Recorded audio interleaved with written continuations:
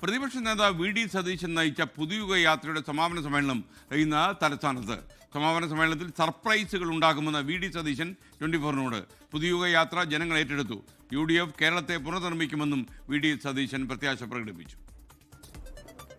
കാസർഗോഡ് മുതൽ തിരുവനന്തപുരം വരെയുള്ള 25 ദിവസങ്ങളിലധികം നീണ്ടുനിന്ന പുതുയുഗ യാത്ര സമാപനമാവുകയാണ്. അത് തെരഞ്ഞെടുപ്പ് പ്രചരണങ്ങളുടെ തുടക്കമാവുമെന്നാണ് പ്രതിപക്ഷ നേതാവ് വി ഡി സതീശൻ പറയുന്നത്. ഇപ്പോൾ 24-നോടൊപ്പം ചേരുകയാണ്.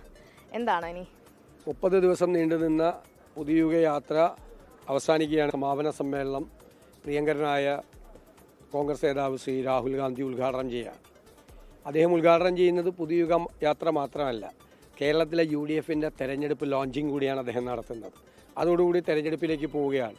അടുത്ത ദിവസങ്ങളിൽ സ്ഥാനാർത്ഥികളാവും. എല്ലാവരും പ്രവർത്തന നേതാക്കളും എല്ലാം വളരെ വാശിയോടുകൂടിയാണ്. ഈ യാത്ര നൽകിയ ഒരു ആവേശം നേതാക്കൾക്കും പ്രവർത്തകർക്കും ഉണ്ട്. കാരണം ഞങ്ങളെല്ലാം പ്രതീക്ഷിച്ചതിനേക്കാൾ അപ്പുറമായ ഒരു വലിയ ജനപ്രളയമായിരുന്നു ഈ യാത്രയിലുടനീളം ഉണ്ടായത്. എല്ലാ സ്ഥലങ്ങളിലും ഞങ്ങൾ വലിയ 10,000 കണക്കിന് വോട്ടിന് തോറ്റ കണ്ണൂരിലെ ചില മണ്ഡലങ്ങളിൽ പോലും ഞങ്ങളെ അത്ഭുതപ്പെടുത്തിയ ജനക്കൂട്ടമായിരുന്നു. എല്ലാ സ്ഥലങ്ങളിലും, എല്ലാ നിയോജക മണ്ഡലങ്ങളിലും മത്സരിച്ചായിരുന്നു ഓരോ ജില്ലയിലും ഈ പരിപാടി നടത്തിയത്.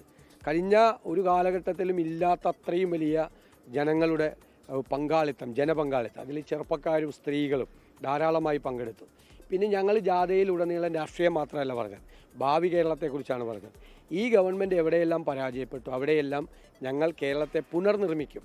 അതിനുള്ള കൃത്യമായ പ്രഖ്യാപനങ്ങളല്ല, കൃത്യമായ പരിപാടികൾ, പദ്ധതികൾ വിദഗ്ധരായ ഉൾപ്പെടെയുള്ള ആളുകൾ ചേർന്ന് തയ്യാറാക്കിയ ഒരു ഓൾട്ടർനേറ്റീവ്.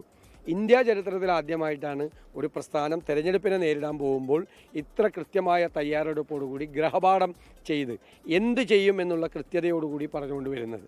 ഇന്ത്യ ചരിത്രത്തിൽ ആദ്യമായിട്ട് തെരഞ്ഞെടുപ്പ് പ്രചരണങ്ങളുടെ തുടക്കമായിട്ടാണ് ഈ പുതുയുഗ യാത്രയുടെ സമാപനം UDFും കോൺഗ്രസും കാണുന്നത്. പൂർണ്ണ ആത്മവിശ്വാസത്തിലാണ് എന്നുള്ളതാണ് പ്രതിപക്ഷ നേതാവ് വി ഡി സതീശൻ പ്രതികരിക്കുകയും ചെയ്യുന്നത്. ക്യാമറമാൻ ജിനുവിനോടൊപ്പം മേഘ്ന മുരളി, 24 തിരുവനന്തപുരം.